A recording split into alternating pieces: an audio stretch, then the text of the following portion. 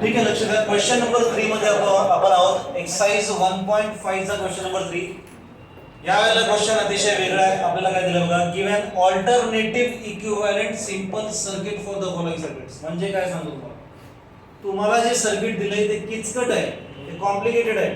तुम्हाला एक alternative याच्यासारखंच output देणारं alternative equivalent simple circuit draw करून द्यायचं.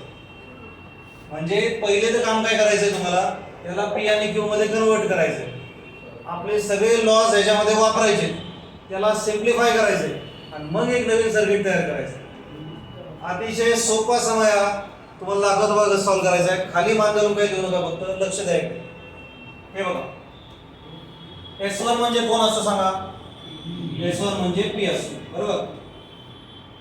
इथे ते सगळं लिहायचं बरं का. Late S1 is equal to, आहे की नाही, let P switch S1, Q switch S2, negation P switch कोणता, S1 डॅश. जेवढं लागते तेवढंच लिहायचं. लॅम्प लगाय टाका.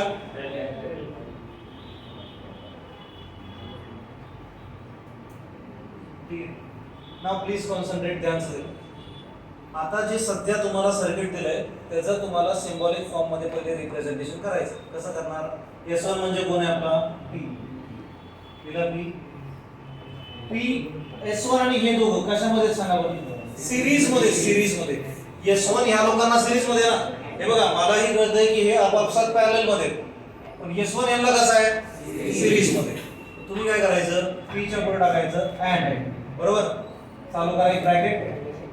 S1 डॅश म्हणजे कोण आहे, निगेशन P. पॅरलल म्हणजे काय टाकतो आपण, ऑर टाकतो. S2 म्हणजे कोण आहे, S2 म्हणजे Q.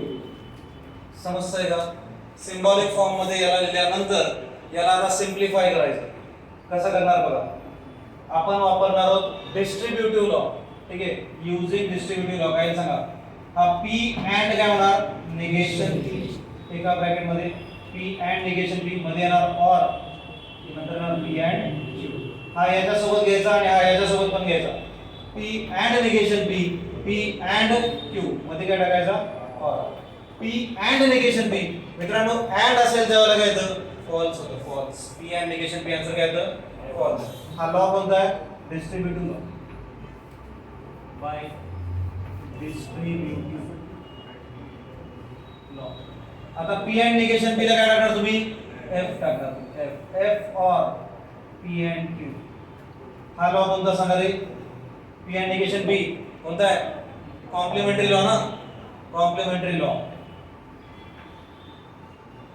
Law of complement, complement law. ठीक आहे. F और काही पण असू द्या, काय लिहितो आपण, अरे और म्हणजे ऍडिशन ना. F म्हणजे 0 सोबत काय पण ऍड करा तेच भेटणार परत. काय येणार, P and Q. Final answer काय आला, P अँड Q.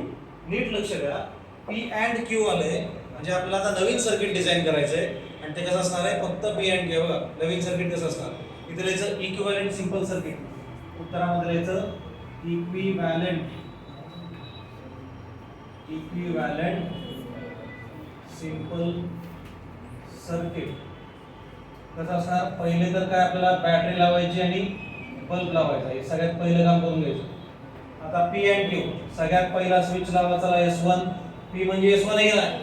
अँड म्हणजे काय करायचंय, शेजारीच लिहायचं. Q म्हणजे S2. विषय संपला. कळलं का, एवढंच करायचंय. पहिल्या सर्किट मधून सिंबॉलिक स्टेटमेंट काढायचं, सिंबॉलिक स्टेटमेंटला लॉज वापरायचे, सिम्प्लिफाय करायचं आणि त्या लॉज पासून नवीन सर्किट तयार करायचं. नक्की कळालंय, उरका लवकर पडा, चला फास्ट.